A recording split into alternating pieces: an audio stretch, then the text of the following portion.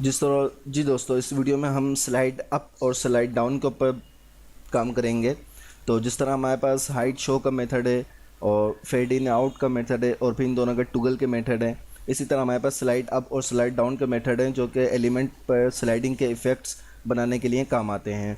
तो इसमें भी टुगल मेथड की तरह स्लाइड टुगल का एक मेथड है जो स्लाइडिंग इफ़ेक्ट्स के दरमियान स्विच करता है और दो ऑप्शनल पैरामीटर भी ये लेता है, एक स्पीड का एक कॉल बैक का।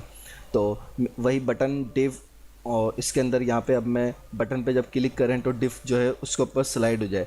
तो यहाँ पे अब मैं सिर्फ ये करूँगा कि स्लाइड टुगल, टुगल कैमल केस में आएगा और यहाँ पे इसको मैं हटा देता हूँ। ओपेसिटी को 1 सेकंड है, इसको 1 के बजाय 0.5 यानी 500 मिली सेकेंड कर दिया मैंने। अब इसको अगर मैं रिफ़्रेश करूँ, रिफ़्रेश करके क्लिक हेयर मैंने करा तो ये देखिए फ़ौरन से स्लाइड अप और डाउन हो रहा है। ठीक है, स्लाइड अप स्लाइड डाउन। तो अमूमन आप लोगों ने देखा होगा कि अकॉर्डिंग के जो मीनू वगैरह बने होते हैं वो इसी के ऊपर बने होते हैं। ठीक है, यहाँ पे हम अगर H1 कर दें, यहाँ पे H1 हो और यहाँ पे पैराग्राफ लिखा हो, तो जैसे ही कुछ हेडिंग पे क्लिक करेगा तो फ़ौरन पैराग्राफ अप हो जाएगा और फ़ौरन ही यहाँ पे डाउन हो जाएगा, वो छुप जाएगा। तो आई होप कि ये भी आपको अच्छा लगा होगा, समझ में आया होगा कुछ इससे।